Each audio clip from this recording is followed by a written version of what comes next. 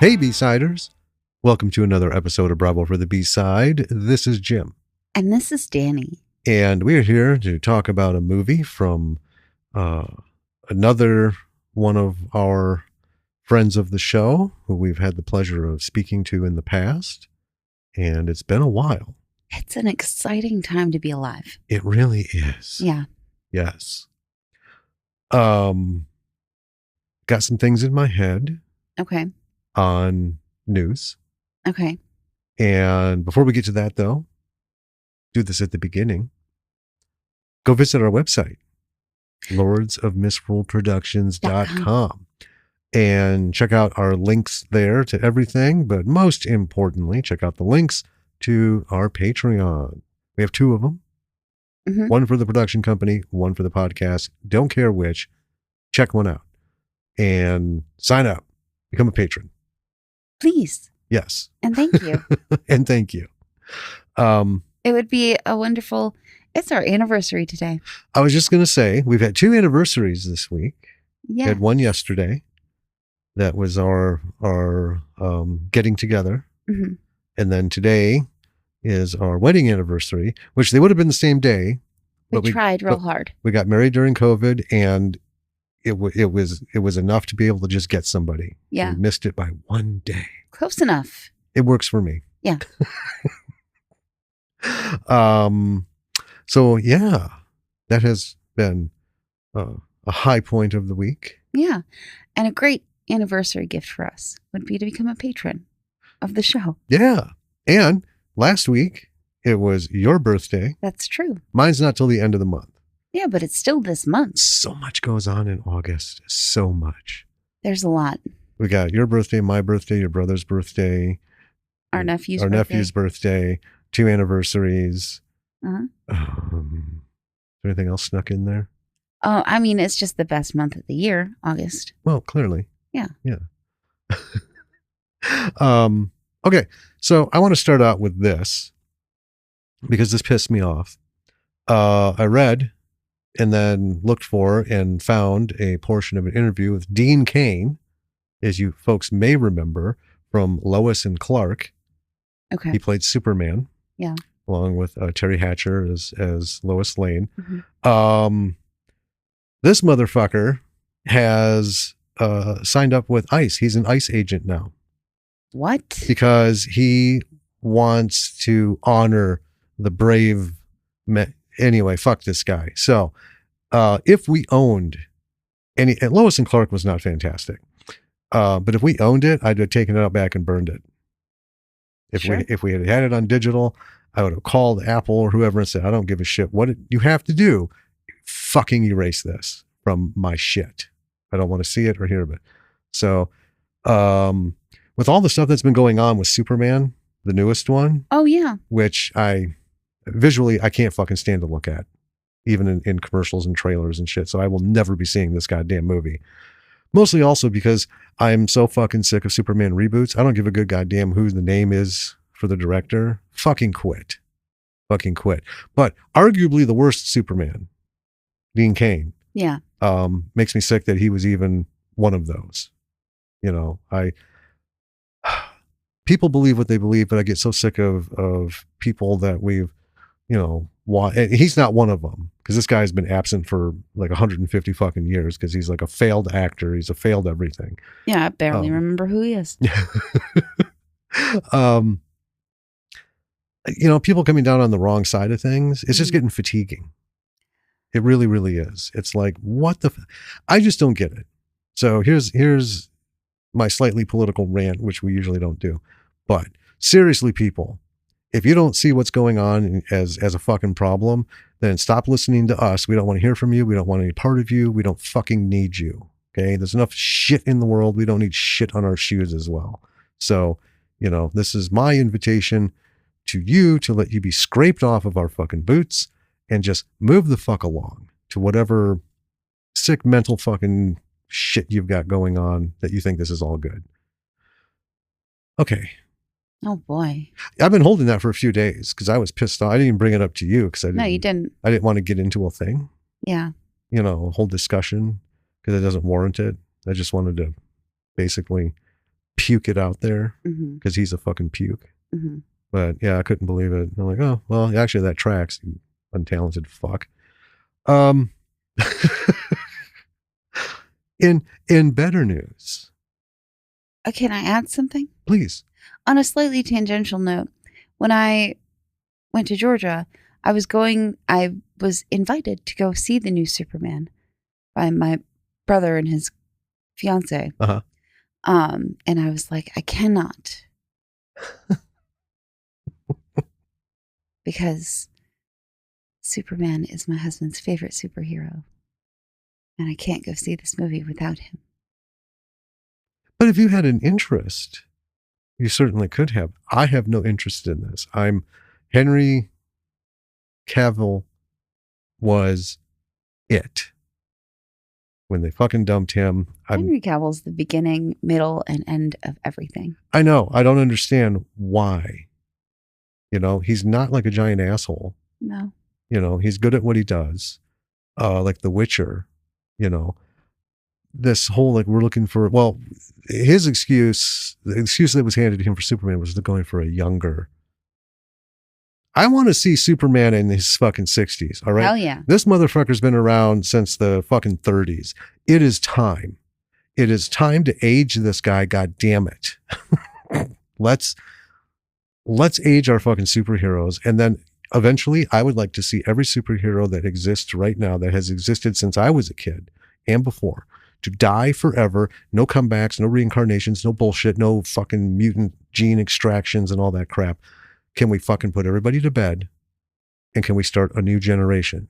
You know what the problem is? We can't, because creativity in every market, in every forum, has fucking stagnated to the point where we'll never be rid of the 6 millionth reboot of Fantastic fucking Four, Superman, X-Men, all this alternate universe bullshit.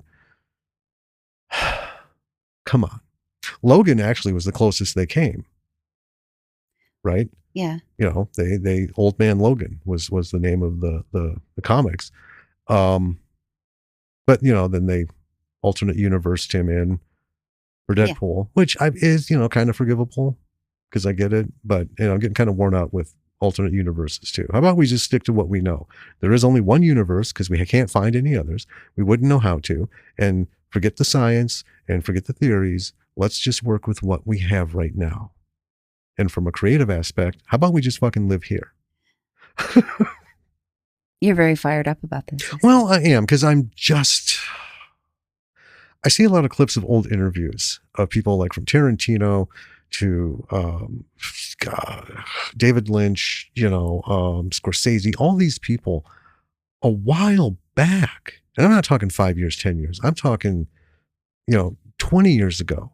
They all had fucking concerns about the direction of Hollywood and the direction of creativity and the willingness to explore and create something new and, put it out there.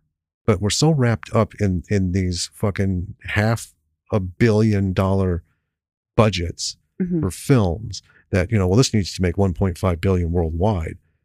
Give me a goddamn break. How about we go back to making fucking movies that we've shown? So we talked with David in the last episode, right? Yeah. And the breaking point, $250,000 for budget for an indie film, which is, massive. I mean, that's B movie level. Yeah. Right. Because, that there aren't too many people in the indie market who are like, yeah, 6 figures of any kind, but he made Redwood Massacre for $35,000. Yes. That is a fucking awesome, beautifully shot. Just, go back and listen to us talk about it, folks. It's wonderful. So why do we need powerhouse actors, right? Like Robert Downey Jr., Chris Evans, go blah, blah, blah, blah, blah, blah, blah, blah. Okay. Yeah. And Tom Holland, he's no slouch. Everyone knows him as Spider-Man, but he's been in several other things and he's fucking good. Yeah. He is fucking good. And he's young, right? So we have someone who could be like the next, lead the next group of De Niro's and Pacinos and Redfords and everything, right? He could be at the head of that class, but we're going to keep strapping him down and making him do Spider-Man until he's too old. And then we'll reboot it yet a fucking again. And then we're going to relegate him to, well, probably nothing. you know, which is horseshit. But anyway, I, I never thought about it much back then, because I was still trying to get a book published, and, we hadn't even met, and, just kind of cruising along with stuff. And, I'm looking at it. I'm looking at the movies coming out, and I'm sickened. I'm not going to pay $500 a month subscribing to, every fucking channel, Shudder, Freeway, blah, blah, blah, blah, blah, blah, all these ones. So I can catch movies that are actually worth seeing, made by people who don't give two fucks about Hollywood, right? Yeah. Indies, and, well, I guess we'll just call them indies, because unless a Hollywood studio does it, it's not really a B movie, right? Yeah. Indie studios make indie films. They don't make B movies and indie films. Right. So yeah, I'm very frustrated at the difficulty our friends have. And these are established people, right? The difficulties they have, and this stuff should be seen by the masses, and the studios should be lining up behind all these people, from Hilton to Cliff and Marty to David, to Kyle, Lowell, David Axe. It goes on and on and on. Yeah. Well, I find this a very interesting take, considering the movie that we're covering, which is an indie film. But your take on, and not your take on is not what I mean to say, but like I want to see less reboots, blah, blah, blah, blah, blah, et cetera. Well, this is different. Okay. This is different. So if Gunn had done Superman, and this is the first Superman in 25 years, I wouldn't. How did I feel about Man of Steel? Oh, you loved it. Well, but before, when it was announced, I was livid. Yeah. Like, why? Why are we rebooting this? We just tried with Brandon Routh in Superman Returns. And I was excited about that because if Christopher Reeve had not been injured, hopefully someone would have stopped making him make bad Superman movies, because 3 and 4 were just shit. I erased those from my mind. Anyway, but I gave it a chance because they were going a slightly different route, and I'm like, okay, I'm up for a slightly different route. I'm up for a different tone. Yeah, and I loved it, and it was Henry Cavill, who I didn't know much at the time, other than the Tudors, right? But he played one of my favorite characters in the Tudors. The most good old Brendan. I think the best character. Yeah, he did an excellent job. Anyway, that's true. It's not like there's a whole lot of this movie going around. Right. Well, here's the deal, because we asked David, remember, if he had the money, if someone gave him a big ass check, like $10 million to redo Attack of the Herbals, his first film, would he do it? Yeah. I liked his response. I'd like to say, no, I wouldn't, but I would. Yeah.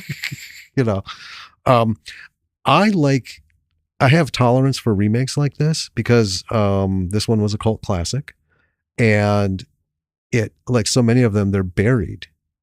You know what I mean? I'll give you an example of that coming up. This one, I like the approach to it. I like the idea of it. I like the idea of taking what we have now and taking that story into that. Sure. And it's really not that different. I know you haven't seen the original one yet. Right. Right. And I know that this has been a very divisive thing online. Very much so. Yeah. And I'm on the camp of, I'm glad he did make it. I enjoyed it. It was fun. And I think it held the messages. Yeah. Okay. Now, I saw somebody talking about Rob Zombie's film of the Munsters, and people have shit on it pretty hard. I didn't see that one. No, we didn't. It's way off the radar. We just, other things. But the guy who plays Fester, I believe, was talking. Wait, hold on. Or I'm not Fester, Grandpa. Okay. Yeah, okay. Sorry, Grandpa. I was like, wait. Yeah, I know. Wrong one. Wrong monster family. We already have the whole Addams Family thing going 6 times over. basically what he said is people can say what they want about this, but you have to honor the fact that he made this movie, because what's going to happen is all these young people are going to go see this movie and they're going to hear about it and like the Munsters, and what they're going to do is they're going to go out and find the old one, which is like fucking everywhere. Oh yeah. It's on daily here on one of the channels. Yeah. We had it at background all the time. I love it. And I love the Munsters, grew up with it. And what he said made sense. Someone is going to see this and they're going to give more attention to the original Munsters. Yeah. And they're going to start falling in love with this classic, right? The black and white, the silly sitcom shit. And with this movie, the people are going to be like, oh, this was a remake of something from the blah, blah, blah. 1987. Let's go see it. Yeah. Right.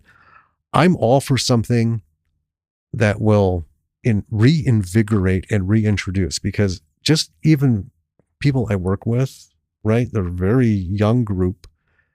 They've not heard of hardly anything I've ever seen. Right. And even people we know, they're not going to go hunting. They're not going to go look for 40s movies and TV series or even radio shows, which you can get. And I think that is why Hollywood, and now this has been going on for a while for an intro, but I think this is important.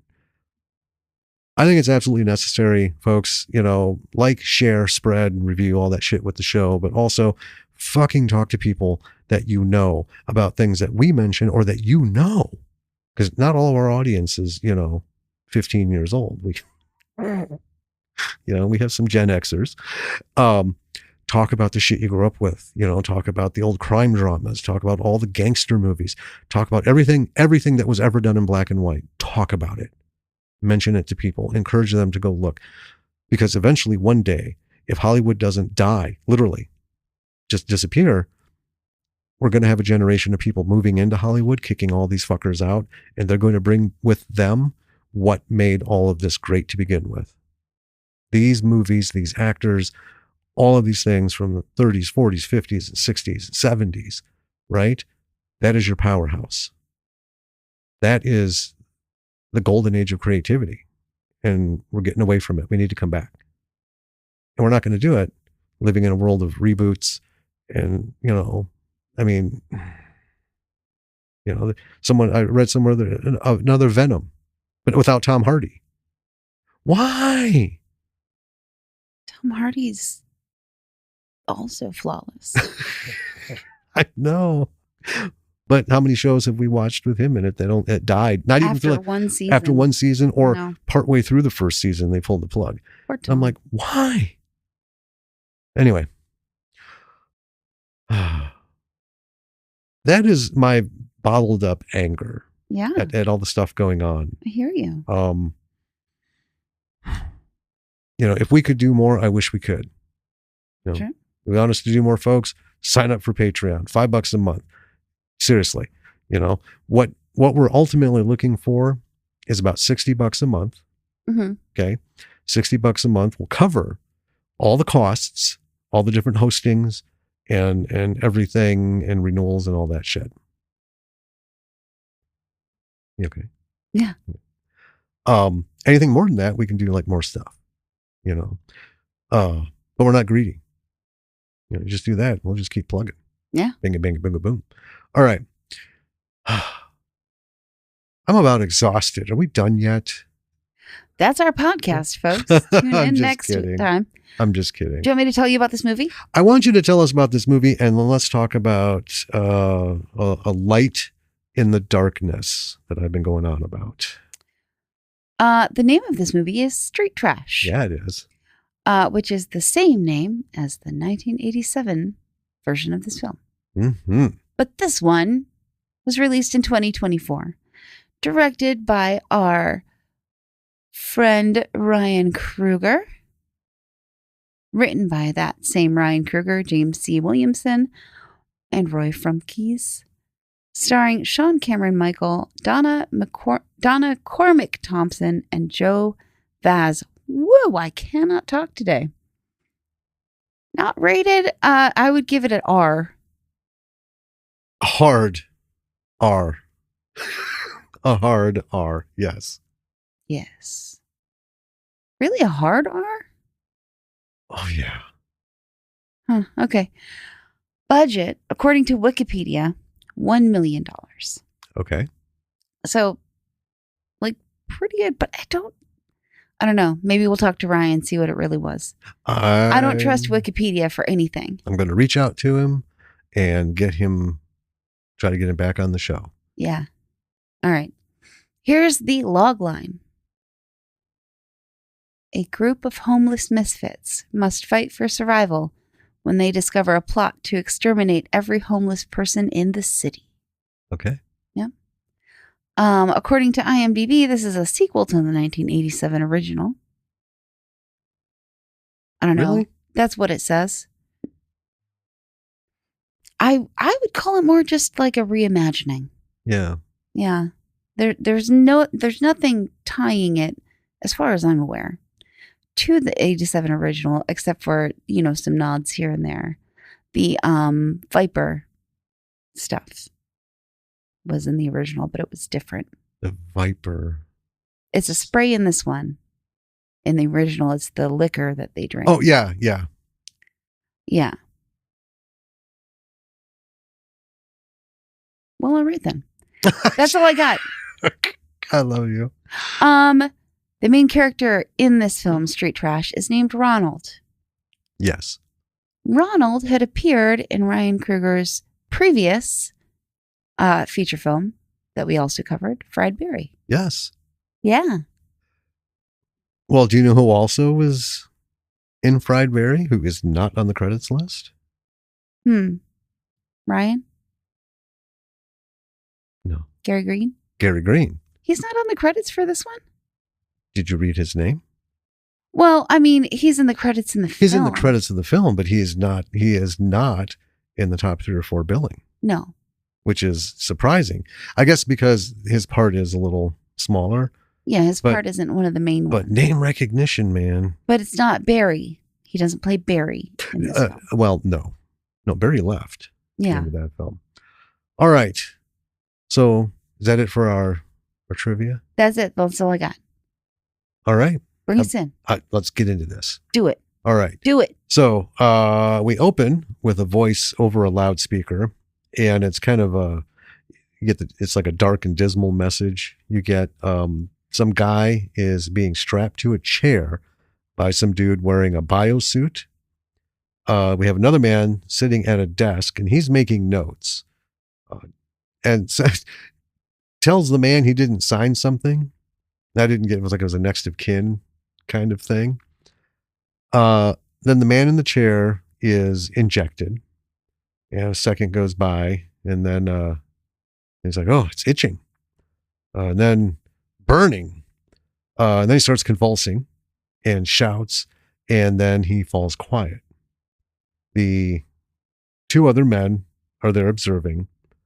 Then the head of the guy in the chair starts to pulse in different places. It's like veins under his skin. Yeah. Cool, practical. And then there's the cut to the floor, and there's like black goo flowing onto it. And then in a mid shot, his stomach is wide open. He's like rotting. Then he starts to scream, obviously. And the other man in the room runs like hell. Yeah. Guy in the biosuit. And then there's black vomit, and there's black shit coming from his eyes, and then he's gurgling with black shit. He pulls his hand from the restraint because it's like one of those where you put the loop over the hand and the arm of the chair. He pulls it out because the fucking skin just peels right off. Yeah. And he screams. And then he starts to peel the skin off his face because it's burning. And I just wrote fucking awesome. I wrote, this is delightful. Oh man, this is what I'm talking about. Then he rips his arm off on the other arm, and now he's free. Then he charges the glass, slams into it, hits the ground, and then his head falls off. Yep. Dude at the desk is just staring through the glass. This was one of the top 5 most hardcore fucking openings ever. And as far as horror movies go, this is it. Yes. This is opening gold. Now, not every story can open like this. I get that. But when you're in a gore fest film, double scoop of double chocolate and syrup and chocolate chips in the fucking bowl right at the start. And a cherry on top. Hell yeah. Covered in chocolate. Yeah. Yeah, this is the way to open shit up when you're doing stuff like this. This was a lot of fun. So now we have some news stuff, talking about someone known as the Rat King. And then we have clips like showing the state of the world. And it's pretty bad shape. It's not really post-apocalyptic, but it is seriously hinting at the decline of pretty much all societies because of governmental overreach and mismanagement and just shit, classism. We cut to some old dude. He's running, and then we see he's being chased by two men. One's got a gun. These dudes are kind of like in black, I guess, uniforms. Right. You know, sort of like a jackboot look to them. So he makes it away from them. And then we see a woman with some kind of huge wound over one eye. I mean, it's really like half her face. I mean, it is, yeah. But, you know. And then the old man is spotted again, and the chase is back on. He ends up running through a junkyard. I love this. Ends up running through a junkyard, right through a drug deal. Grabs this fucking brick of cocaine or crack or whatever, breaks it open, takes a massive sniff, and is just like, you know, fifth gear. Boom.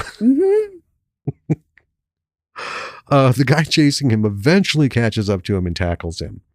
The old fella breaks free by blowing something in this other dude's face and slicing his pants.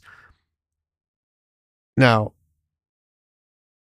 this is a lot to take in visually and take notes. The next thing I see is the guy's dick ends up falling out of the cut in his pants. So then there's more chase. Or maybe it burst out. I don't know. Well, I was wondering if you threw like the cocaine at him. Well, it's not much of a spoiler, but there's a lot of talk about things causing accidental boners. There is, and specifically, they talk about having stuff that does that, and it's like, I think that was what he blew in the guy's face. Yeah, that's what, yeah. So anyway, Dick Akimbo, he's chasing the old man. The old man runs into a doorway, and as this guy comes up, there's another guy who slams like one of those metal like rebar screen doors, slams it. Dick Akimbo loses his dick. Yeah. And it's not a guesswork. You see it all. So we leave him to his misfortune. I suppose that could be the R rating right there. I mean, there's more than one.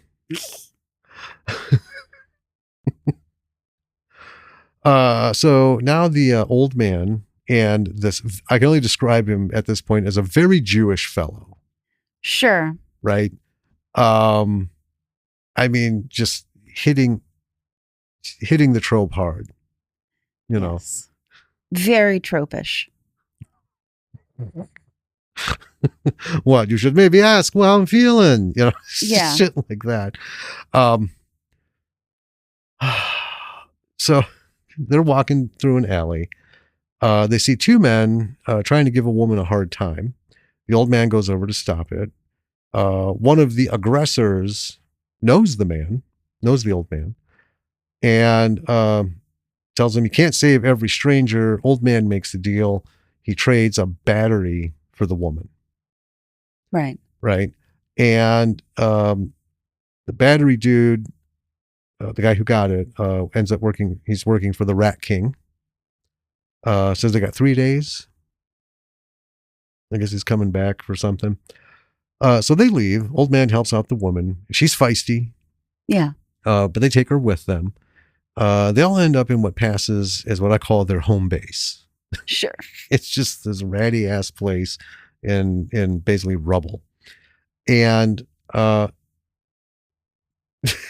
they go in, there's a fellow dressed in a garbage suit, and he's calling it his new camouflage. And then we see another guy hiding in a couch. The couch is his camouflage. And the first guy's like, I can't tell you enough how stupid that is. They have a big situation about how dumb each other's camouflage is. Yes. So these guys are Pap and Vars. Vars? I wrote, Pap and Vorsh. Vorsh. I don't know. Well, it's hard because the pronunciation, there is a little bit of a language thing to, work on the names. So we'll call them Vorsh or Varsh. So they had this argument, and then they smoked some crack together. Then we're introduced to someone who is not being shown on the screen. Yeah. And this is where it got a little confusing in the beginning.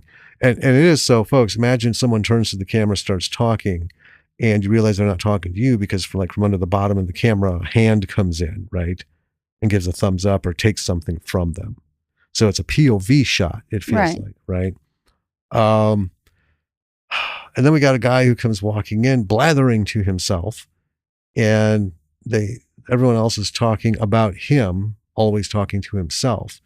And from his point of view, he sees an alien. Yeah. Very rude, crude, just rough as shit alien. Little blue guy. About 2 feet tall. Is standing next to him smoking and then pisses on his foot. Now, nobody else, of course, sees this. Right.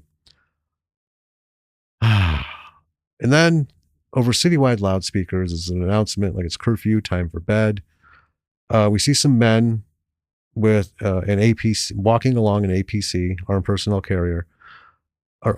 personnel carrier, strolling down the street. The old man, who is Ronald, says it's time to turn in. Now, the weird dude, I originally named him Awfully. Right, because that's what they said as the off-camera person. Yeah, and I just didn't put it together, but this is actually 2-bit. Yes. Okay. His leg is being dry humped by the imaginary alien. We cut to the next day. Ronald and his Jewish friend are teaching the woman how to dress, how to find food, how to fight. So apparently she's new to this way of life. At least in this the way of town. Street people. Yeah, street people. I'm sorry. And the whole thing about how to fight is the rule generally is to avoid at all costs. Yeah. Because it seldom ends up well. That's their thinking. So Ronald and his friend, who we learn is named Chef, they're doing some slow motion maneuvers, and Chef is just fucking around with things like, he's like, okay, I'm going to throw a punch. And then Chef's like, Dragon Claw. Right. Almost like some sort of fucking Sega game. Dragon Claw. Yep. More than once. That tickled me. And then the woman, all this is going on. She ends up, it's her turn. She punches Chef in the face, and then she turns to the camera and she says, hey, how long have you been there? And then a hand comes out to give her a thumbs up. So I'm like, okay, who is this? Because it's not 2-bit. Yeah. So it's this Awfully guy. Awfully. Where Awfully? I know. But in that moment, it's what? Yeah. Okay. So now we have a politician. He's standing outside and he's just like talking shit. And he's apparently the leader of the city. Ronald and gang are passing through and they're shooed away. This politician is in some underground place now. He's being shown the woman with the weird eye wound or face thing. Yeah. He's given a gas mask, and they show him, it's a test of some kind of gas. So the woman starts to cough, and then she starts spitting up bright green shit. She starts to pull the skin off of her face, and there's green shit coming from everywhere. And then she starts to disintegrate slowly, and it is fucking awesome. It's terrible what's happening to this poor woman, but for gore freaks, fucking hell. Yeah. This is great. So then she dies. And they pull their masks off, and the politician says, that's what I'm talking about. Yeah. Now, before we cut to you. Okay. I just want to say, a little bit of a spoiler. This isn't the only gas mask scene. But having seen what this shit does, if you hand me a fucking gas mask, and then you do something like this, I will choke you to death. Because a gas mask is not enough. It's not enough. It is not enough. The dude in the biosuit, And he didn't even have gas, man. Nope. He just used a needle, ran like hell. Hell yeah, this shit is nasty. It is. All right. Very quick working. Are we cutting over to me? It is up to you. So then we're back with Ronald and crew, he is having a conversation with Chef about Peter Pan and the Lost Boys. Yes. About how Peter kills them when they get too old, and thus Hook really is the hero of the story. Meanwhile, what? It is a very sexual conversation and uncomfortable topic. Maybe that's why I wrote so little about it. Meanwhile, the woman who has recently joined the crew, her name is Alex. She is stealing a forklift. And then they are celebrating at their hovel, their home base. And our writer-director, Ryan, makes a little cameo in the background as just a dude. Mm-hmm. So then we learn that Ronald was in the army with Chef. And the army, basically, his brain got cooked. And the government didn't help him at all. So he goes to Sex Addicts Anonymous to prostitute himself out to make money on the sex addicts. Yeah. And then he takes that money to Narcotics Anonymous to buy drugs. And his drug dealer guy is named Society. Yes. So he also tells Alex that the twins, I never remember their names, so I just call them the twins. The Pap and Vorsh. Yeah, Pap and Vorsh. Created the most messed up drug ever. And this is where they mention that drug that like gives someone an involuntary boner. Mm-hmm. So Alex tries to engage Tubi in a conversation at one point in this, and it's about as weird as can be expected. And then meanwhile, this drone that politician, who I thought was called Mayor Mustard, and that's kind of what I just call him the whole time. I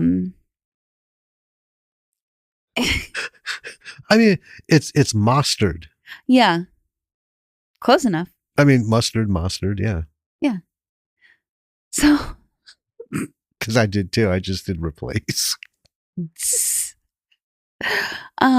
he was talking about like putting these drones out into the city to like clean up the air or something.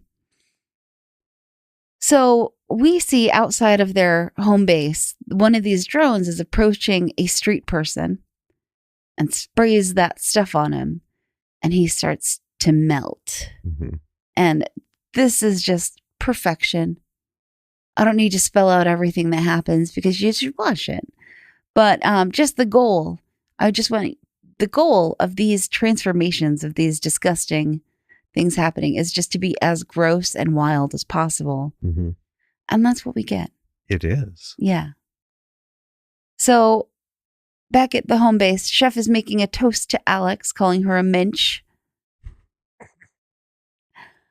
And suddenly like a Molotov is thrown into their home base, and it's the Rat King's goons showing up. And they want Alex for some reason. Tubi comes in, pissed that the music is off. Yes. And just starts a fight with these guys. And they kind of back off. And then later, Ronald sees Alex heading out, and he tells her that he can't sleep. They have this little chat together. Yeah. Where he kind of guesses, what her deal is. Like you're alone and you lost everyone and you can't trust anyone.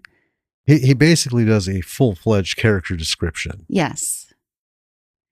And she is very offended by this. Because he's right. Yeah. She says she lost both parents. She's been alone for so long. It's all she knows. And he tells her that it's not her fault. It's going to be okay. And this is like a fairly serious portion in this film that we haven't really seen a lot of so far. Right.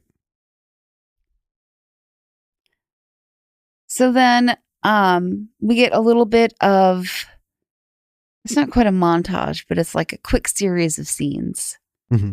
where we have Pap and Vorsh, hassling some business guy.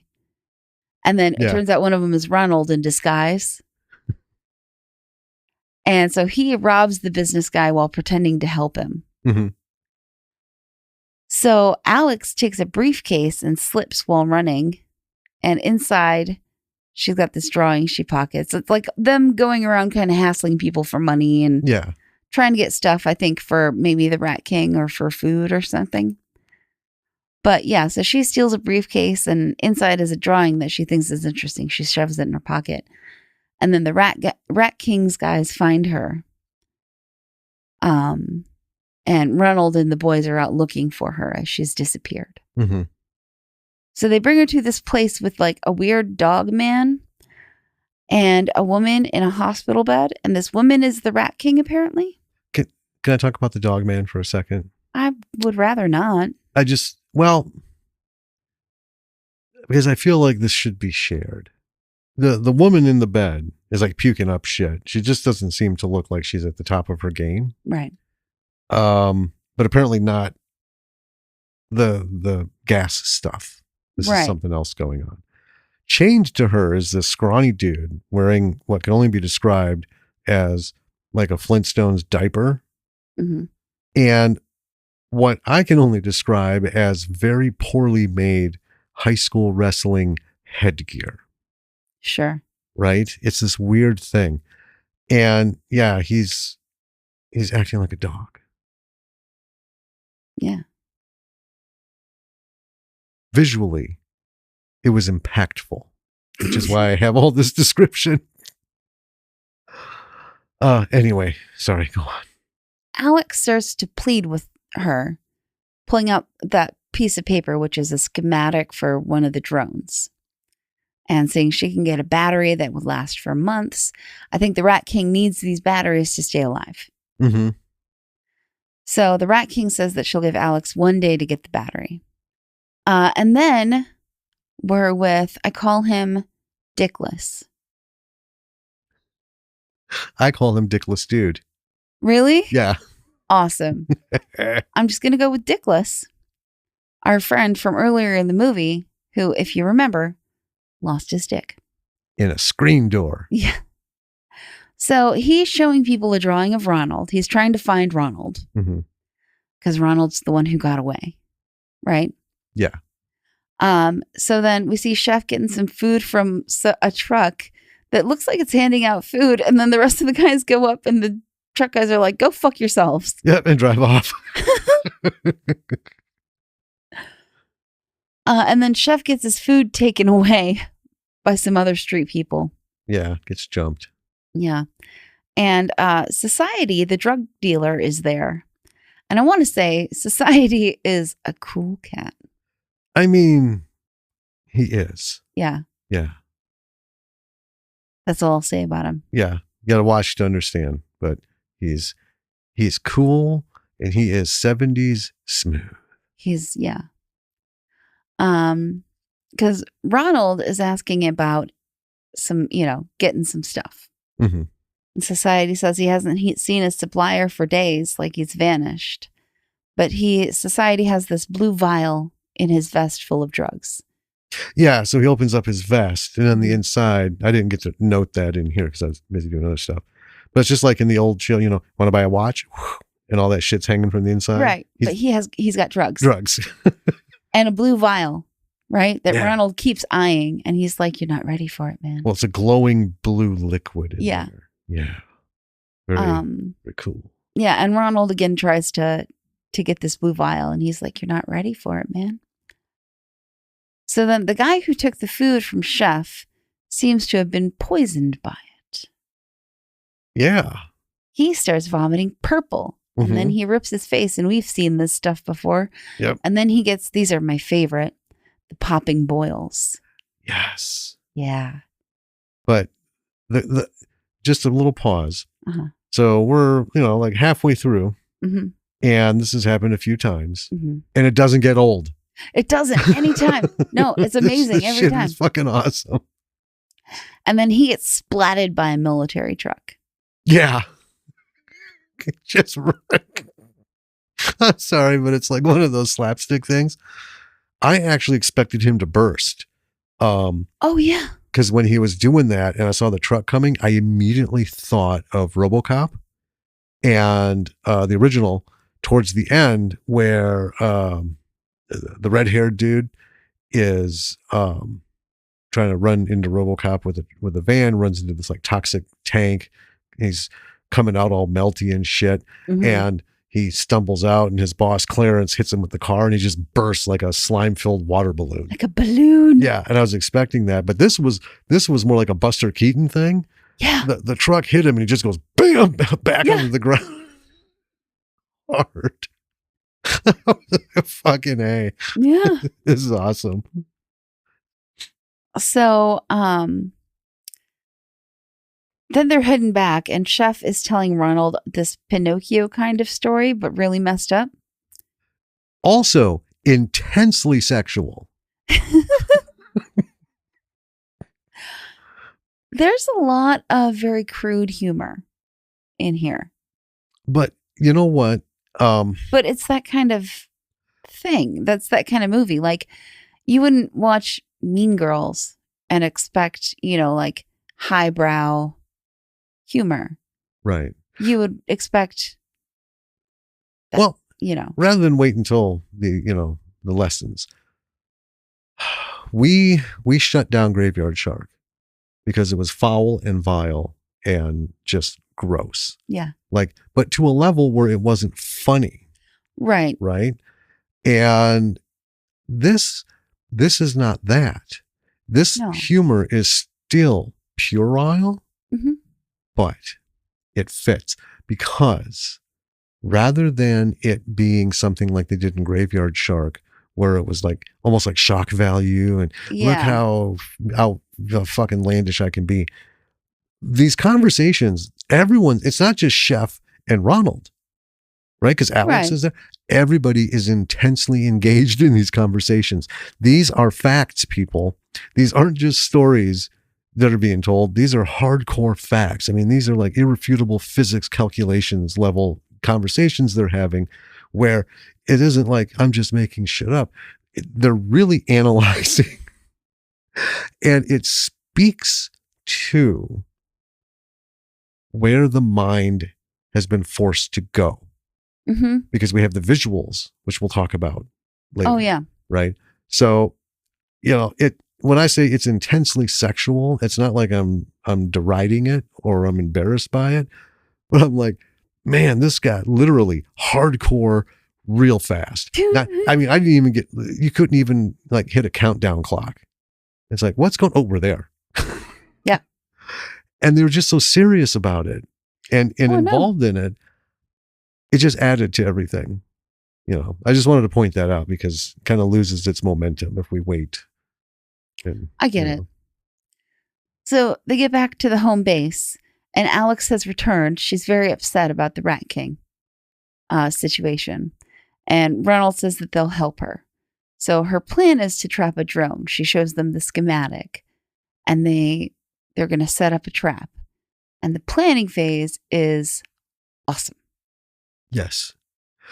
So this is, I'm not going to get into it, but visually from a filming standpoint and storytelling standpoint, Ryan hit this hard on the head. Nailed it. This was fucking fantastic. I enjoyed this so much. It doesn't last a long time. No. And I was actually sorry for that. I was really hoping, I'm like, oh, come on. You guys could have gotten into like that Pinocchio level intensity, and we could have carried this on for like 5 solid minutes. I would have had fun. Loved it. Yeah. Oh God, it was so good. And we'll talk about all that. So, what do I got? Okay, so after all that, we're into the heist. It doesn't take long for the heist to go sideways. Of getting this drone, of course, but they end up getting the job done. Pap and Varsh are very happy with each other. Two-Bit's alien illusion is saying some really smarmy shit. He's just a foul-mouthed little motherfucker. Chef examines the drone and it releases a gas on him. Immediately his throat swells and bursts. There's green shit everywhere. And then his fucking head just pops right off. I wrote, then his head pops right off. Just right off. See, we know how we I know we are. We are one. I know. So Ronald is, of course, heartbroken. Alex removes the gas canister from the drone, shoves it in a bag. They all walk off as Ronald takes what belongings there were in Chef's pockets. Back at the base, they stroll in super weary. They talk about the gas. Alex realizes that all of the goopy puddles everywhere In the around city? town were fucking homeless people. Yeah. I mean, that says a lot. Yeah. Ronald says the government is exterminating people. And then Two-Bit speaks up, saying they need to take their revenge and rise up against Mayor Mostard. Everyone's in, of course. And then a truck pulls up. It's Dickless Dude. He's back. And Two-Bit,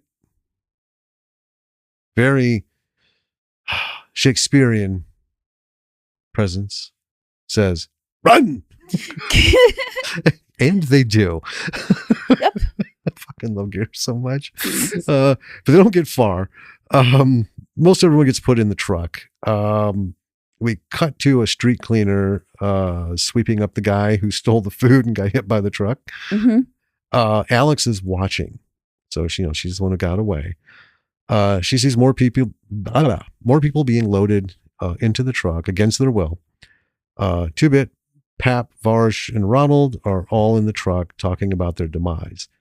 And they start to hatch a reluctant plan to overtake whoever opens the door, since they're going to die anyway. So even the alien hallucination is on board with this. So they're let out, and then they end up joining a bunch of other people walking into a building. A woman gets shot in front of Ronald. At this point, I'm not sure what happened to the plan. It fell apart real quick. Yeah. Well, okay. So, meanwhile, Alex has snuck into some underground place. She makes it to the Rat King, who is apparently dead. And Dog Dude, which is why I thought it was important to describe this whole situation.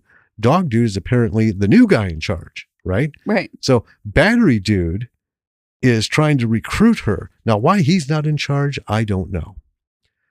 So she's trying to explain how they're all fucked if they don't band together. There's no more us and you and them. It's, all of us and them, meaning the mayor and his ilk. Mm-hmm. And then Dogman suddenly speaks up, and very eloquently, by the way, asking if they do this for her, what will she do for them? Then we're back to Ronald and gang, still being ushered through a building and then into these giant cells. Pap and Varsh are split up. At this point, I'm going to read it as I wrote it, but I do believe I got them mixed up. But I don't want to make the mental corrections. Pap is the little one. I'm not making any corrections. It is what it is. You'll get the gist. And then guards empty out the other cell, and this is where I put leading Varsh away. So I think it was Pap. It's Pap. Okay. Well. Yeah. Varsh is the one who looks sort of a little bit like Tommy Chong. Yeah. So anyway, we cut to Alex and Battery Dude sneaking around with guns. Battery Dude reminds Alex to remember their deal. Don't know what that is yet. So, okay, I'm going to try and do this correctly. Pap's group is led to a sealed room. They're locked in, and gas starts to pour in. Pap sees a body. A body? Well, because I'm looking at the name Varsh. Sees a body with a gas mask on laying on the floor. A little curious about this, but you know what? At this point, who knows? So he grabs the mask, puts it on, and again, I don't know if I'd have bothered. But hey, everyone's melting. Yes. And then we cut to Science Dude. Now, he's the one who demoed the gas for the mayor back in the beginning when they handed him a gas mask on Eye Lady. He's talking to himself. And as he wanders in front of the cells, Ronald's like, hey, we need your help. Our friend needs a doctor. And then the guy's like, blah, blah, blah, blah, blah. And then Ronald's like, hey, we can't hear you. You got to come closer. So he does. And they take him down. And then Society, who's way in the back of this giant fucking cell, right? Speaks up. And this is that kind of moment. He tells Ronald he's ready for the vial. Finally ready. And at this point, I'm ready for Ronald to be ready. Yeah.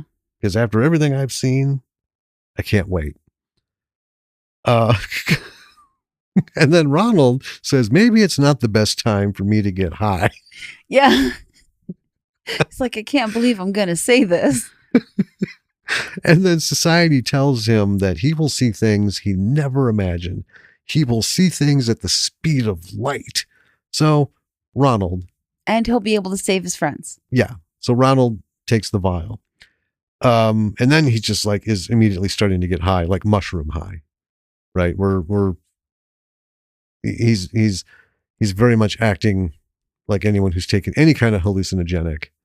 Just and we're getting senses of, what he's seeing and feeling. And then we cut to some guards walking, and just one guy's saying, well, the good guys always win. So therefore we must be the good guys. Right. And this is funny. I'm going to pause a second again. The point of both of these movies was to make a statement, right? Back in the 80s and today, and the statement stays the same because nothing's changed. But that one line, well, the good guys always win. So we must be the good guys, right? That speaks a lot to perception. It definitely does. Point of view.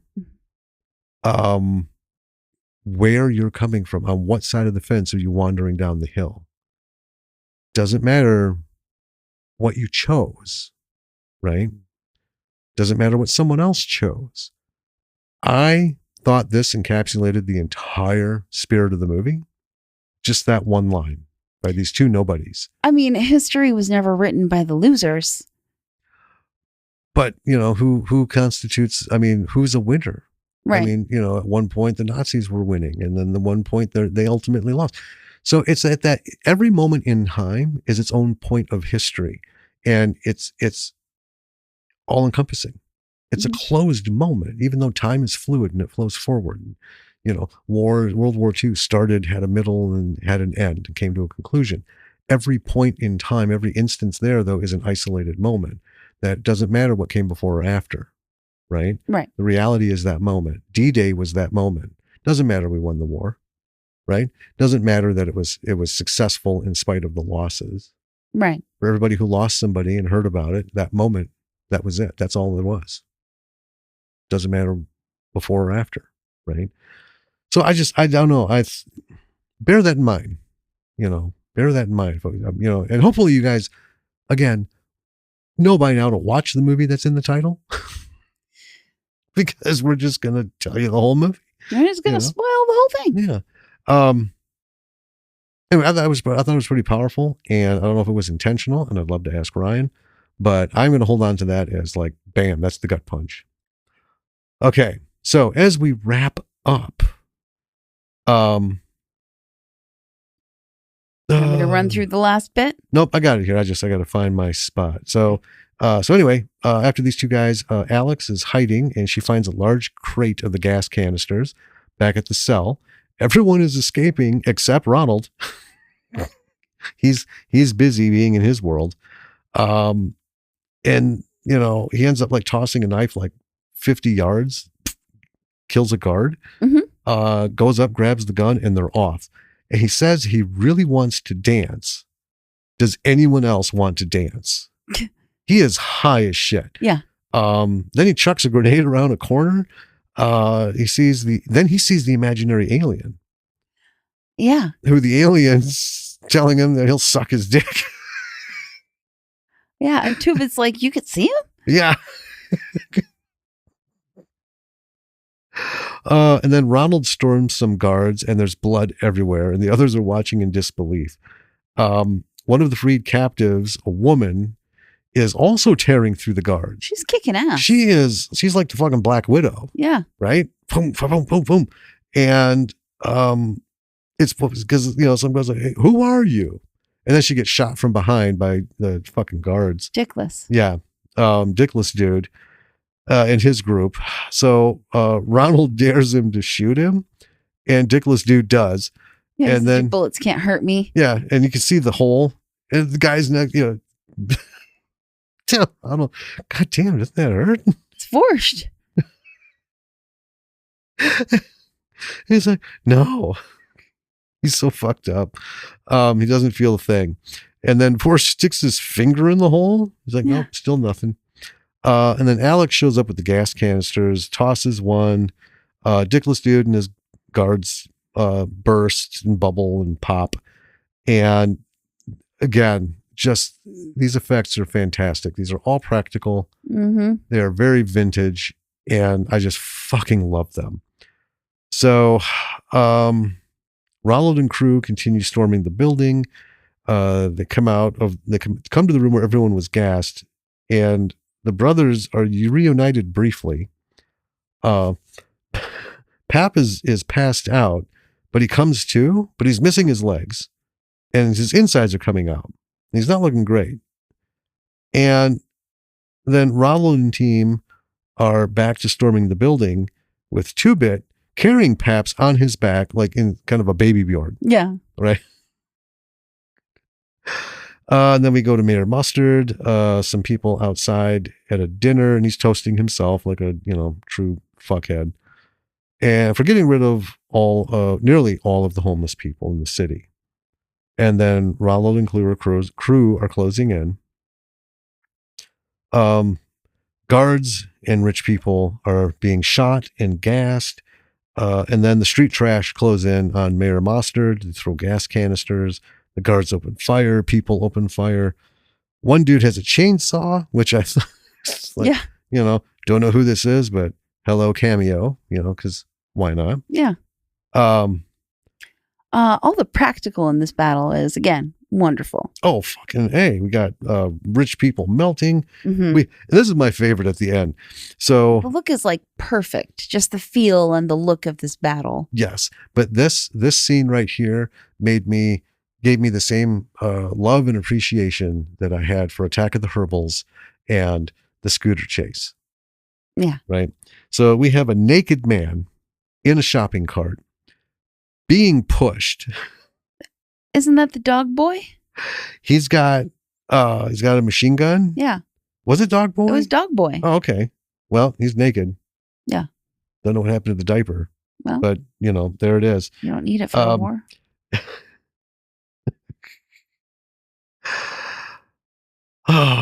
So anyway, he's being pushed like he's some sort of, fucking Armageddon machine. Yeah. With his machine guns. And we have Mayor Mustard on the run. He gets cornered, says if they let him go, there'll be no repercussions, blah, blah, blah. And then immediately proceeds to insult them. Right. And filthy fucking hobos and goddamn street trash. That's what he calls them. So Alex shoves a canister in his mouth, and this time it's yellow, but there's bubbling, spewing, green and purple now join in. His entire torso expands and then pops. Like a balloon. All over everybody. Yep. Alex says it's over. Ronald just, no matter where you go, there you are. Yeah. He is still clearly not on Earth yet. Toasty. Yeah. So as they walk out, there's a small piece of the mayor's face on the floor. Uh-huh. And it's still calling them street trash. And says, you're going to have to suck my dick. And then 2-Bit walks over and just stomps on it. Outside, the imaginary alien is parting ways with 2-Bit, and 2-Bit is sad. Yes. But the imaginary alien needs to go check in on all the other boys and girls. Yeah. Ronald and Alex come and sit next to him, and then we cue the 80s music as they all stare upward into the sky. And then Ronald says the bullet wound is really starting to hurt. He's never taking drugs again. Fade out. The end. So much fun. Oh, God. So much fun. Yeah. And a long wait, because this has been out for a while. Mm-hmm. And, like most things, it's partly because I'm cheap. But I mean, well, shit comes out and it's free to see. Yeah. It's on services that we pay for. So if I end up paying for everything that I want to see the moment it comes out, then why am I paying for all these services? You know what I mean? I get it. So yeah, it was a bit of a wait, but worth it. But yeah, let's talk about the big divide and the lesson. So I'm going to start because I haven't seen the 1987 one. Sure. And I want my opinion to be unadulterated. Okay. Right.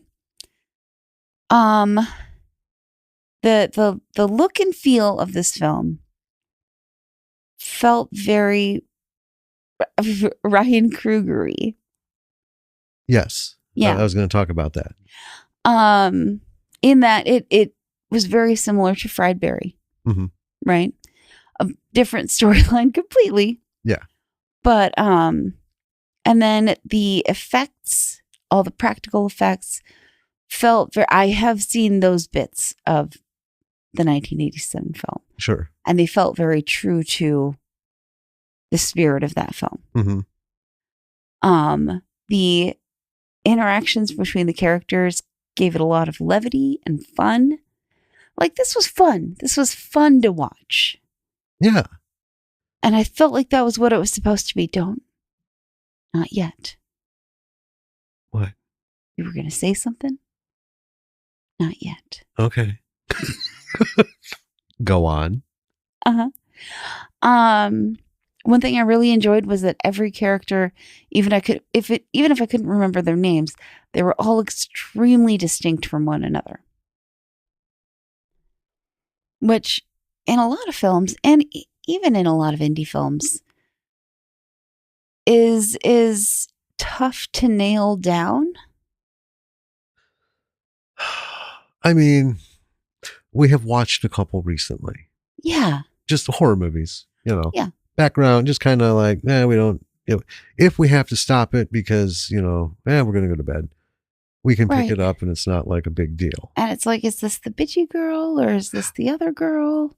The underlying problem because there's so many indie films, right? There's so many that we will never see or hear about, and our listeners will never, that most of the world will never see or hear about. It is. And it's not just horror, but it's just everything. Fall into the realm of like flesh. Mm-hmm. My whole thing. And I love that David had talked about it, using different words, but there's a difference between idea and story. Right. And a lot of indie films go on the premise of the idea, and there's not a lot of story. And story is wholly dependent on world building, the tenets of storytelling, and character development and character recognition. Meaning that, smart ass guy number 1 is not exactly the same as smart ass guy number 2. Let's take Jay and Silent Bob as a thing. Kevin Smith nailed that. These two guys are two peas in a pod. They're very much the same, but they have their very noticeable differences straight off. Mm-hmm. Not that Jay's always talking and, Bob's Silent Bob, right? I mean, that's the biggest, most upfront difference. Right. But Silent Bob's reactions to Jay's, ramblings and shit, but 90% of the time they're on board. Right. Yeah. But we see enough right away of a difference to tell them apart, obviously physically. Like Clerks, let's go with that. The characters are very different. Right. Right. They have different attitudes. They speak differently. They use different words. They're structured, they're great. Everything's different. because they're different people. Yeah. Right. So let's talk about, Mr. William H. Shaw and his ascension from alcoholic no good to a man Right. who finds redemption. All three of those movies that Cliff and Marty and Jeff put together, those characters are very different. Yeah. Again, they immediately, you can see the differences.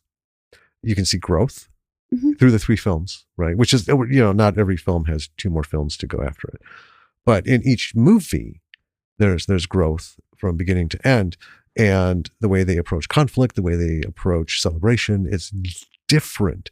But there's a similarity that makes you realize, oh yeah, of course these guys are best friends. Of course this group of people hangs out together, right? And you can maybe not catch the names, right, as I am so lousy at doing, but you can tell them apart and we can talk about them. Yeah. Right? Unfortunately, a lot of people, first of all, they do the great thing of making the movie. And we've talked about it. And David, we're on the same page. So many people will talk about it and only a handful will do it.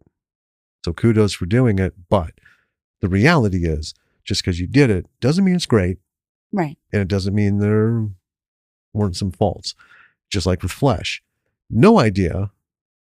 I mean, I knew who she was, but these people, I'm like, what's the point of them? They're forgettable.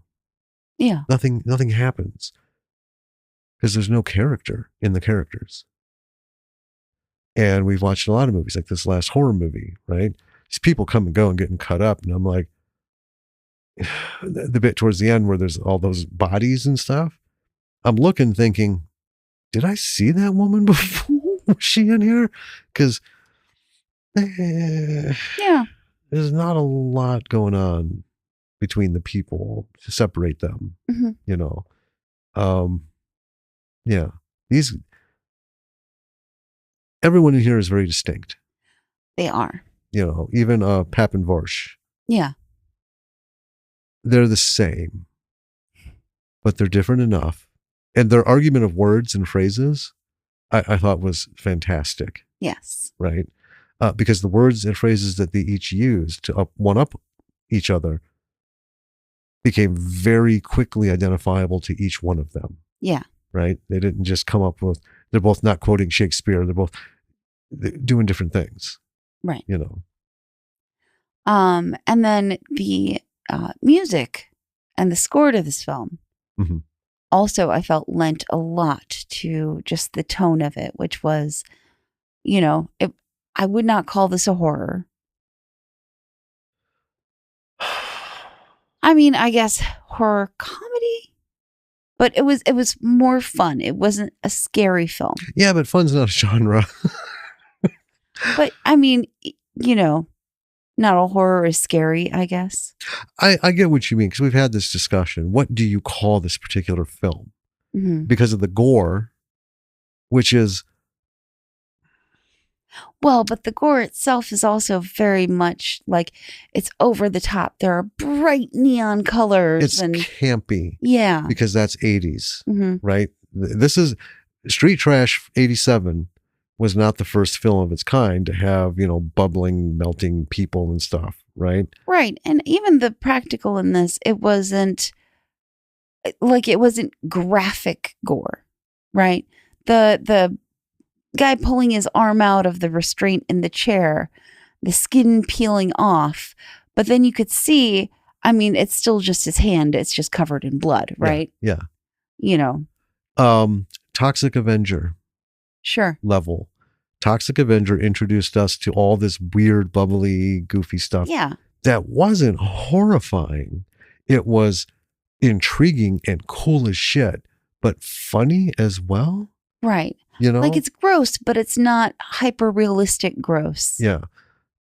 And again, it's not deriding any of it. Right. Because it is A+ all the way through, and just because it's so fun.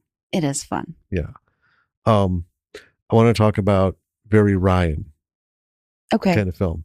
Well, what got me was a lot of this did remind me of Fried Berry, in that in Fried Berry, there were some bleak fucking locations. Yeah. I mean, we went everywhere. We went from like decent, area of town to the nightclubs and stuff. And then we ended up in some dark places. Dark, dirty. I mean, like filthy. The kind that visually brings discomfort and sets the tone. And then the rest of the scene works within it with that extra layer of just, ugh, you know what I mean? Yeah. There's a real grit and a real grime. Yeah. I want to ask him, does he like know these locations? Because he shot music videos for a long time. And a whole variety of places you go check out, right? Yeah. And I mean, he's also, it's where he lives. Yeah. So he should probably know the town. But I'm just curious, where do you find these truly fucked up places? And is it safe? I don't mean like crime and stuff, but some of these are like structurally, for this movie, lent to it perfectly. Oh, because everything's supposed to be shambles. Yeah. Right. But yeah, I caught that. And his colors. Right. Fried Berry, what caught us was his use of color. Yeah. And just his cinematography in general. Right. This was very much the same in terms of the what am I thinking of, the context of it, the level of it. It wasn't the same as Fried Berry in that this really elevated the 80s feel. Yes. But the colors were there, the contrasts were there, the type of color correction that he does and the way he shoots things, all very much, like Fried Berry, kind of his signature, right? We can look at it and go, that's a Kruger. Yeah. Just like that's a Keith. Right. Yeah. Or that's a Campbell, or Catola. Right. So, and I think that's cool because we know so many people and they all have such very different ways of doing things, even though they're all doing the same thing, making movies. Right. Right. Making good, fun movies. Yeah, I like that familiarity. I like that it works in something like Fried Berry, which was just out of this fucking world. Talk about what genre. We should have a genre of, I just don't fucking know. Buck Wild. Yeah, Buck Wild genre. Buck Wild. It's a 90-minute Buck Wild film. That's right. Oh, well, we can get that going. Like Fetch. Yeah. We'll make Buck Wild happen. Oh, God. The music. Yeah. Again, everything with Fried Berry was great. And because he knows so many music groups and has worked with so many, I wonder if he just doesn't have this like plethora of stuff in terms of contacts and just people he knows and who will, at least turn him on to something or, knows what he's looking for kind of thing. Because yeah, it was really good. Quick break. Speaking of music, I want to share this because this will be useful for folks. For those of you who know Moby, the musician, right? The one-man band. The one-man band who, South Side with Gwen Stefani and so many other magnificent films, and who also scored some of the best music in one of my all-time favorite films, Heat. Yes. With Robert De Niro, Al Pacino, Val Kilmer. Yeah, Tom Sizemore, our main buddy, Mr. Angry Face. That's right. You don't know who I'm talking about. I have no idea who you're talking about. Give you a hint. You just gave his autobiography to somebody. Oh, Danny. Danny Trejo. Yeah. Who plays a character named Trejo. Yeah. Anyway, so Moby has a site called mobygratis, all one word, .com. So mobygratis.com. He has music for free. He just uploaded 500 tracks. New tracks. His terms of use are very simple. Basically, if you're a trumper or in any of that shit and you want to use music for any of that stuff, absolutely not. That's his only condition.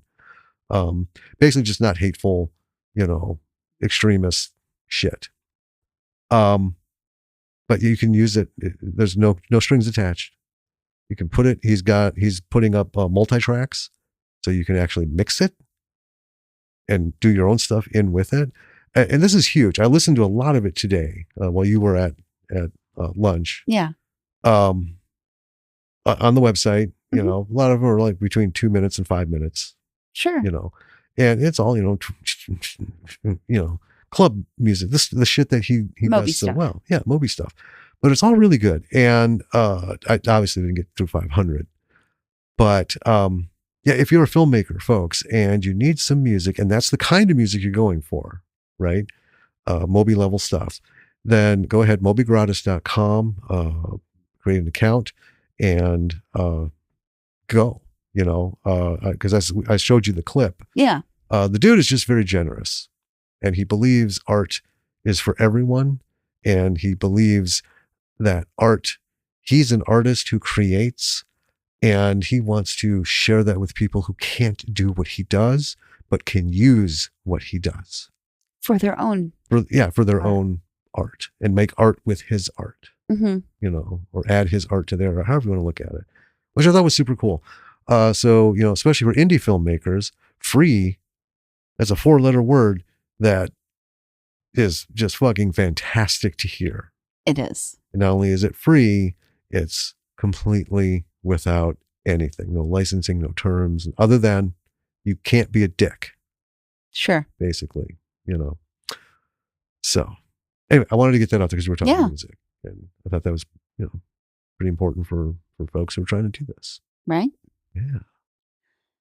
Yeah. So the story of this, I don't think mattered as much as the overall tone and feel and the like fun effects. Mm-hmm. I mean, yeah, I would say he kept the story the same in terms of what the message. Sure. Right. Well, let's jump into the divide. So you looked up online. Right. And you're like, whoa. Oh, yeah. This is truly a love-hate divide. It is. Like there's not even like a slanted slope at the bottom of either of those. They're just 90-degree rigid fucking walls on both camps. I believe, if I'm right, it was at like 49% on Rotten Tomatoes or something when I looked. Right. Which suggests about a 50-50 split, right? I mean, yeah. Where people were saying like, this is garbage. They shouldn't have remade, you know, a perfect 87 cult film, blah, blah, blah, blah, blah. And then people who were like, this was really fun. And it felt, you know, very similar to the 87 film, which is kind of what I was looking for. Yeah. Right? I mean. And it's unfair. Well, okay. I get riled up about some films that are remade sometimes. Like if someone tried to remake Princess Bride, absolutely not. I think a large number of people would burn this country to the ground overnight. Like even speaking of it feels like blasphemy. I know. Stop it. But if someone were to remake, say, I don't know, The Toxic Avenger. Which they did. They did do that. Yeah. Peter Dinklage. Oh, yeah. Well, he's not Toxie. No, he's not. He's the human bit. But yeah, the prosthetics is actually a woman. Mm-hmm. I forgot her name. I knew it, but no, gone. But anyway. Okay. But if someone were to remake, I don't know, I'm trying to think of like a light, breezy movie that people enjoyed. For me, it would be like Local Hero. Sure. Even The Station Agent, which isn't, you know, super old. Mm-hmm. Here's the thing. Well, they've tried it with Rocky Horror. Oh, yeah. And everyone agreed it was a catastrophic failure. There were a couple people who liked it, but overall. They were bots. Wow. Okay. So let's go back to what I was saying at the beginning of the show about monsters, right? So this dude who's talking about, you know, who plays Grandpa was saying, here's the thing. 20 years after it was made, House of a Thousand Corpses is being considered as a masterpiece by some people, right? For horror. Sure. Cult classic. Sure. Okay. Rocky Horror Picture Show is a cult classic. And we're talking about the film. I'm going to forget the play, Yeah. right? The musical on stage. But as a film, it's huge, right? Cult Yeah. classic following. We are part of it. And it's part of my life from like age 9 onward, you Yeah. know, so many decades. And there's an emotional attachment to it. And that's why when they did Superman Returns, I didn't know who Brandon Routh was. I didn't know anything about what they were going to do with the movie. I was torn because it's like, okay, this is a continuation, but my Superman is Christopher Reeve. Not to say that the Superman television show, The Adventures of Superman, I grew up with that. But the movie, because we're talking movies, right?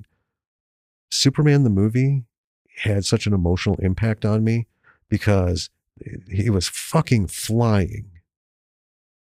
And by that, I mean, it wasn't cheesy looking. That movie still holds up now. That wire work and that costume design was perfection.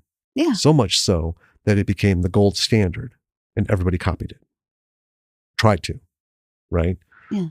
But Christopher Reeve, he was Superman. He was the whole embodiment of that character, right? And you watch that movie, and it wasn't a superhero movie. It was a movie with one of my favorite superheroes in it. That's how I saw it. And the whole story and everything, it wasn't about like Marvel movies and stuff now. It was actually a story. And it was just a feel good. He's going to do his thing. And, you know, you were just there, right? Yeah. So all the remakes and stuff, that's why I do get passionate. I was trying to think of a movie that is like an old, beloved movie that has not been remade. And to be honest with you, a lot of them, we got like a poster, like Conan. And I was like, oh, they did it. Yeah. And then I was like, E.T.? I think they did. No. No? No. Okay. What if they remade E.T.? Oh, because they are going to redo Indiana Jones. Sure. Raiders of the Lost Ark. Reboot it. Either way, right? I mean, that may be a little soon for Indiana Jones because, like, it's as old as Empire Strikes Back. It is, but they've been making more Indiana Jones movies like every time. I mean, that's true. That's true. It's not like the franchise died. And they haven't done well. No, they haven't. So why they're starting over doesn't make sense to me. Yeah. But if they did a reboot of E.T., right? People would have mixed feelings about that. It doesn't really matter what the movie is. You're going to have people feel divided about it. Yeah. Right? I think, so here's what I think. So we're talking like major movies. Yeah. Right? E.T. There are kids who are Lily's age still watching it. Well, when we showed it to her, she was 6. Right. I honestly don't know if anyone in her grade knows about E.T., to be honest with you. I know a lot of people do because E.T. is one of those that shows at the theaters for like kids days, like during the summer. Remember at Marcus, they had kids movies. They're all older movies. Was E.T. one of them? E.T. was one of them. It was after we'd already shown it to her. But I remember I was like, oh shit, E.T., a lot of, old Disney movies, the goofy shit, like, Escape to Witch Mountain and Freaky Friday. They did redo Escape to Witch Mountain. Yeah. And they redid Freaky Friday several times. Yeah. Parent Trap. I mean, it feels like nothing is sacred, right? I think, okay, so in terms of remaking something, I understand people, and I'm not going to ridicule them for hating this movie. No. Okay, I get it. You had an attachment like I have to so many films, and I react the same way to a lot of what's happened to some of those films. At some point, though, I always try to be a little open. Right. But the 8th, 9th time, you fucking lost me. Sure. All right. Put 2 in the head, send it out back and fucking move on. But, I like the idea what, the guys like people are going to go look at the Munsters and go find the original. Mm-hmm. And that's going to open them up to a whole new world. I like how, this is going to make people want to go see the original. Right. So they're going to find it on streaming. So somebody's going to get 8 or 9 cents at the end of the year, right? These fucking Yeah. streamers rip everybody off. And, and then, but maybe they'll find a local showing of it and they will find people, right? And these are people newly coming in who want to see this, and they're going to have that experience with the people who made it the cult classic. Right. And I think that's priceless. I think that's wonderful. Awesome. And I'm for that, bringing something to a new generation, because these smaller films, these old indie films, these old bottom bucket B movies do not get revitalization. Right. Right. Most of them can't even be found on streaming services. We have looked, how many times have I sat up for hours looking for shit that doesn't exist anywhere that you can stream it? No, because you have to go buy like an old used DVD because it's no longer in print. Like The Tall Guy. Yeah, still not out there. I don't even want to tell you how expensive that DVD was. I don't want you to tell me, because I just absolutely love it. And I don't want it to be marred by. I won't. Would I have paid that much? Probably I would. You might have. I mean, it wasn't like in the triple digits, but you know. I know. Well, okay, so there's that animated movie I showed you, Light Years. Sure, yeah. Excuse me. That's the American name. The French name was Gondahar, right? Because that's the name of the kingdom. The anime, it was beautiful. It's like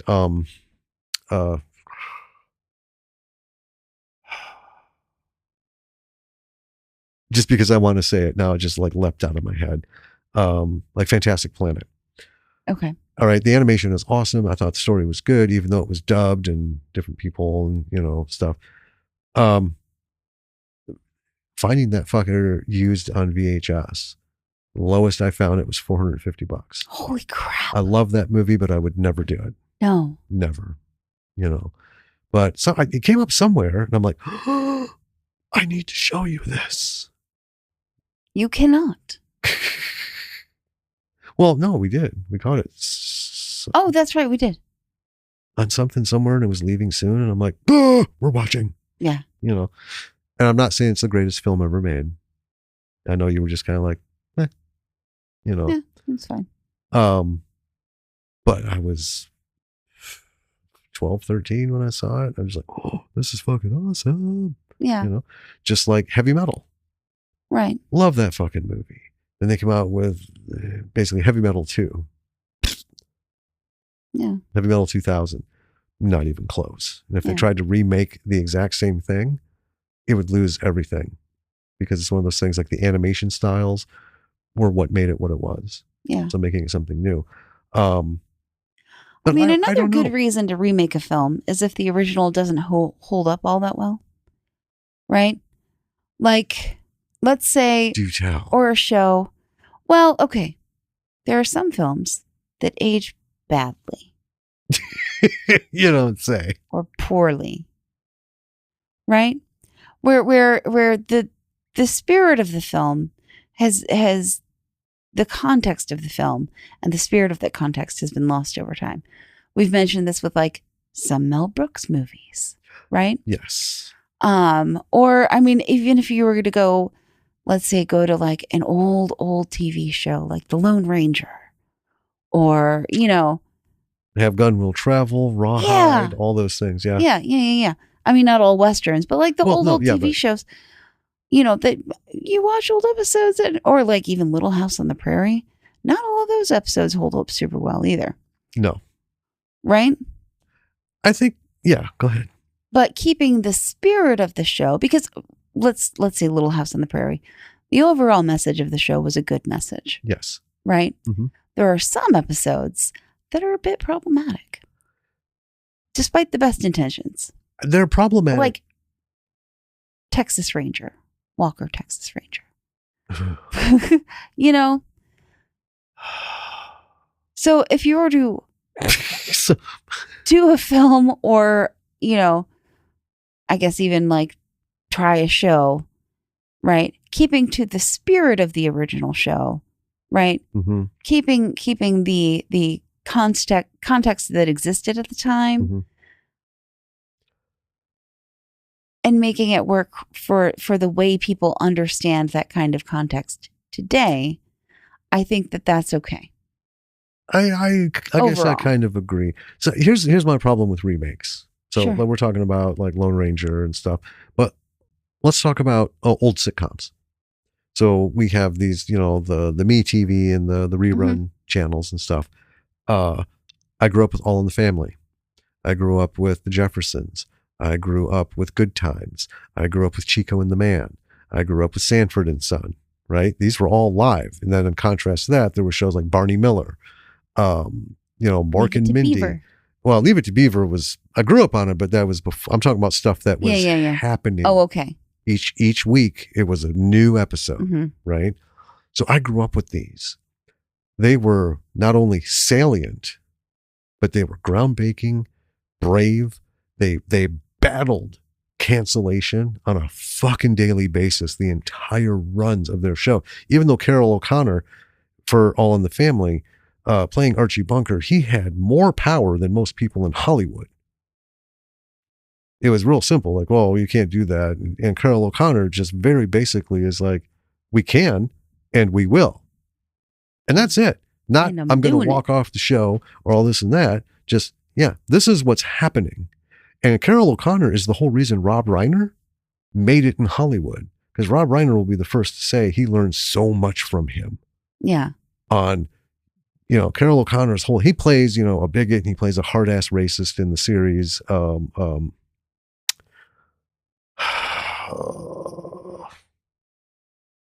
Anyway. Well, okay. But he was a wonderful man, and he stood up for so much shit that people were afraid to stand up for back then. But here's the thing. So those issues and the way they were presented and the urgency to present them, those are the things that don't age well. Mm-hmm. Because sensibilities, perceptions have changed over time. And I think some of it's also numbing, being numbed to those struggles that you don't know about. Mm-hmm. Right. I hear Martin Luther King's speech, I still get teary-eyed. Yeah. There are people who are in their, you know, teens and early 20s who hear Martin Luther King's speech and, oh, it's a good speech. They have no connection to the emotion behind it and the urgency and the time and the matter and the moment. I think what you're saying is, yeah, if you can translate, I think that's where most everything falls flat. I actually just thought of a good example. It is not a remake. Okay. The show South Park. Seems kind of out of left field, right? Sure. But when that show started, it was, you know, different kind of satirical humor that had been, you know, that had not been present before. Right. Right. And then as the show aged, and I honestly can't believe the show is still going on. Like, that is such an old show, South Park. I remember when it started, right? But as the show aged, it just became like, I stopped watching it because I was like, I don't really care. You know? I mean, it just kind of fell off the radar for me. Yeah. I wasn't there when it was on. Overly puerile, you know? I mean, it was always overly puerile, but it got to the point where it was just like every week they were like, what can we do to shock people the most? Yeah, it's the Howard Stern approach. Right. But they didn't really have anything to say. No. With the show. I just need to interrupt you quick. In the Heat of the Night. It's okay. this TV series that was made off of the movie that had Sidney Poitier in it. The movie, not the series. Carol O'Connor played the cop in the series. But so many things going through my head. Yeah. But I do know what I'm talking about. I get you. Okay. But more recently, the creators of South Park have decided that they do have something to say. And they have been saying that thing very loudly in every episode of the show that has aired. The most recent one was about deportation. Yeah. And, whoa. Well, so that's what this is. Yeah. Street trash. Yeah. The message is the same, which is sad. I know that, 38 years later, because the original Street Trash movie is as old as I am. Happy birthday. 38 years later, we're still talking about the class system. Well, we're living it. Yeah. We're living it. And it's funny because when Ryan was making this, we were not in the situation we are in right now. Right. It was lurking, right? But this movie was wrapped, clipped, and boxed before we're, we have the fucking loser that we do in a place where he shouldn't be doing the shit that he's doing. And it is that same thing. Like, there is something to say. Yeah. Even though it is a fun, stupid, goofy, It is. It's almost like a mockumentary. I mean, a little bit. Right. And that's how the original one was too. And that's the thing is, trying to get the message across, you can't be super serious. You can't do a documentary on everything. If that was kind of the point of the fourth wall Offley character. I wonder. Yeah. I mean, that makes sense. But yeah, me having seen both and having appreciated the cult classic and have appreciated it for what it was. When I heard he was remaking it, my first question was why? Sure. Because all he was is, Ryan Kruger is going to be redoing Street Trash. It's a legitimate question. Yeah. And I'm like, why? Because Ryan's really good. What is his motivation? Still don't, know. Hopefully we can find out. But what I see is it's still very relevant. And in an 80s fashion, it still works. Doesn't need to be modernized. No. Didn't need to be modernized. Didn't need to get super technical. Didn't need to get super, poetic, and didn't need to elaborate in all these wild angles and shit that some people do with films. Right? It's like this movie worked in a Buster Keaton level slapstick kind of thing back in the 70s or 60s, whatever, kind of movie. You don't need to modernize that. Right. To like a Mark Maron approach, where instead of slapstick, it's observational humor. Yeah. Right? Like if you were to remake Charlie Chaplin's films. Why would you modernize? I know. And would we want to? Would we want sound? Would we want the dialogue? Right. Because that was usually done like on the fly. And then afterwards could have been anything. They're like, let's take out 8 cards from the film. So let's just say this, and this. Actually change this to this. Nobody's going to fucking know. No.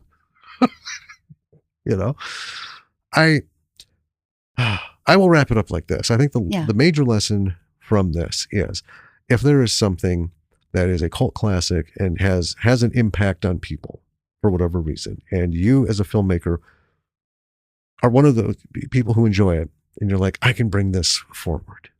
I can bring this 38 years, to this group of people who are young. Yeah. And maybe they will go back and look for the old one. You really need to balance, will it translate? And not only will it translate, but can you do it in the same fashion that the original was done? Or do you have to make basically almost a whole new movie? Right. Right. Is it slapstick or is it observational humor?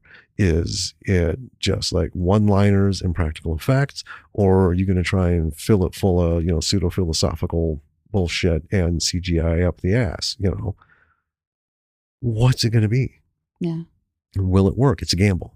And I don't pretend to have the formula. It's just, that's what you're up against. Sometimes it works, sometimes it doesn't. I would caution against doing the 5th, 6th, 7th, 8th remake of something. Right. Because, come on, but there's a lot of old stuff out there that people are never going to see, because we talked a long time ago about how much has never even made it to VHS. I know. And will never make it to digital. No. Never. There's a lot of stuff that's lost forever. Yeah. And even then, lots of stuff that barely made it to VHS, didn't make it to DVD, didn't make it to digital. Right? Yeah. And lots of stuff that came out on DVD is never going to make it to digital because it went out of print and no one wants it. Yeah. Yeah. They don't want to spend the money, because they still have to do a conversion for the digital formats and upgrade it so it plays well on, 4K, 8K, 100K fucking television in 5 years. Yeah, I don't know. just be careful. But I do believe it's worthwhile, like you said, to bring something. Like if you saw a movie and you know it doesn't exist anywhere physically and you love that movie, do the best you can to recreate it. Sit down right now, hit pause, get to your fucking computer, typewriter, pen and paper, whatever, and write the fucking script as best as you can. Write the dialogue, scenes, everything. Remake it. Why the fuck not? Because it'll bring people, right? And make sure you put in the credits based on, right? The original by so and so. Because people will watch it, and if it's a good show and they like it, they're going to be curious. Maybe they will find a copy somewhere. Yeah. Someone walked into a theater and filmed it while it was playing on the screen, right? Who knows? But I think this is actually my rant at the beginning was fueled by my thoughts on this film. Yeah. And the whole remake thing. And we have lost so much time. Hollywood has been just a void of creativity. And indie filmmakers are not any day soon going to become the new power, right? I do believe they will, because I think Hollywood's going to choke itself out. Right. They're just full of cowards, right? Right. But look, much like, when is the star Betelgeuse going to turn into a supernova? Soon. Right. But how soon? Yeah, relatively speaking. We don't know. But, when will this indie filmmaking take over, as it will? Well, Neil deGrasse Tyson, talking about that very thing in his terms, soon, relatively soon. So if you start from the beginning of creation and before that, because we don't know what was before that, but there was something. So let's just go just before that till what could be the calculable end of time. Mm-hmm. We are in that vast expanse. We are closer to it happening than previous points. Yes. So it's like, okay, don't, just take it for what it is. Yeah. But yeah, it's eventually going to choke out, I do believe. But in its Hollywood. wake, sorry. But in its wake, we can keep this renaissance of indie filmmaking, but also not let go of these beautiful, fucking silly or poignant or impactful or just delightful films and stories that have been told since the first film was made. Yeah. And it would go on record, the first film made, Louis the Prince. Yes. And you know what? You want to argue with me? Don't. Because you're not going to change my mind, people. We've done a lot of research. Yes. Yes. Anyway, and Elise Guy, who's looking over my right shoulder. That's right. She's the first cinematic storyteller. Mm-hmm. Even though they were short films, but she actually had stories, not just random shit. Not just a train pulling into a station. Yeah. I think we owe it to everybody who made, everyone who's listening, everyone who's been being watched on screen as an actor, whatever, any involvement whatsoever in film or creation, creativity. Everyone owes a massive debt, I think, and obligation to everyone who came before, who built everything and kept it going and fueled the fire to like white hot intensity so that Robert De Niro could eventually step out of his front door and be noticed by the world, right? So that Steven Spielberg could create this masterpiece because he had influence and inspiration and education based on all of this. George Lucas, same thing, right? Yeah. None of these people were born and at 5 years old, living in the fucking woods, away from society. He's like, I'm going to make films and tell stories of samurais and everything, and through my point of view, because I don't know what the fuck that is. You learn it and you're influenced, the whole thing of being a writer, right? You fall in love with stories and you want to tell. I mean, I think that's every artist falls in love with stories and wants to tell them in some way, whether it's through photography or painting or filmmaking or songwriting or. I would say stories emotion. Yeah. Because like artwork, Fall in love with just humans. like paintings. Humanity. For me, I see any painting that's touched me has like triggered an emotion first and foremost before I could even like visually process what it is I'm looking at. That emotion feeds back in, and then that emotion helps the painting tell me the story. You know, and there are things we've talked about, scripts we want to write, and it's based on not anything to do with movies and shit. Yeah. Something that happened or a thing that I saw, or I remember this, you know, it was just, whoa, and it made me think this. Anyway. Yeah. We need to just keep it going, folks. So, Ryan Kruger's Street Trash. Cinematography, fantastic. Direction, fantastic. The acting is fantastic. The story is fun, and the effects are amazingly fun. Fundamentally poignant, and the effects are just fucking fantastic. Yeah. Check it out. See it. And if you're a purist, I get it. Try to have an open mind. That's all I'm saying. Yeah. Right. And if you hate it, you hate it. You know what? I'm not gonna, you know, piss in your bowl over it. You know, but I mean, that's the thing is people try to make remakes into, you know, like this is gonna be like the same, you know, be like the first time I saw it, right? And then they're let down by that. But it's like Cowboy Bebop. Take it as its own thing. Yep. Every remake, take it as its own thing. Yeah. All right. That's it. We gotta stop. Well, we do, but you know, that's our podcast. We can go for another fucking true. hour, but yeah, we should probably go to bed here pretty soon. However, folks, you know, I've said it before. I have a lot of strong opinions about stuff, and I'm not really sorry for it. But you know, on the same note, I'm not hypocritical. I don't expect everyone to have those opinions, and I do, believe it or not, you know, I can see the other side, and then sometimes that makes it worse. Like the whole Dean Cain thing. Fuck this guy. You know what? I don't care if he is living on the street, or he could have been in street trash as, you know, like a real dude, because, you know, whatever, you know, no, there's no excuse for that. But I still will say he was the worst Superman, and I'm talking not even before George Reeves. There was, I can't remember his name, but there were Supermen before George Reeves, before the Adventures of Superman. And I loved them all. Just like the first Batman they weren't even like underoos pajamas. They were, it's like his Aunt Millie sewed something together.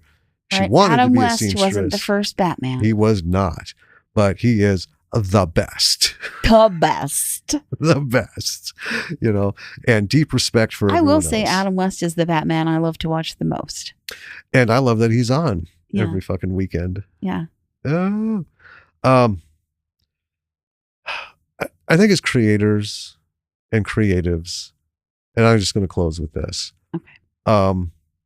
It's not always about the lessons like in this podcast. It's not about who likes what like in other podcasts. It's not reviews, raising or slamming, you know, films. I think first and foremost, before you worry about the story, before you worry about the idea, before you worry about the plot, before you worry about the words, anything, take a moment and think of as many things and people from the past as you can that built this. So for film, you know, beautiful art form to the late 1800s, right? Photography, the same. But if you want to talk art, we're going all the way back to the first person who got shit on their hand and put it on a wall, on a cave wall. Right? Art, creation. Think of all these people, and it's not going to make you like a superstar, and it's not going to, you know, make you the worst, but just appreciate the shoulders you're standing on. Mm-hmm. And how can you honor that? You know, you're going to write the next Iron Man? I don't think that's how you would do it. Seriously. Yeah. You know, but you want to remake something to bring that story out, introduce a new generation to it that'll tie back to the old one and maybe open doors to all these shoulders that have been stood on. Do it. Yeah. Do it. Have that in your heart. That's a good lesson. Until next time. This is Danny. And this is Jim. We'll catch you later. Bye, B-Siders.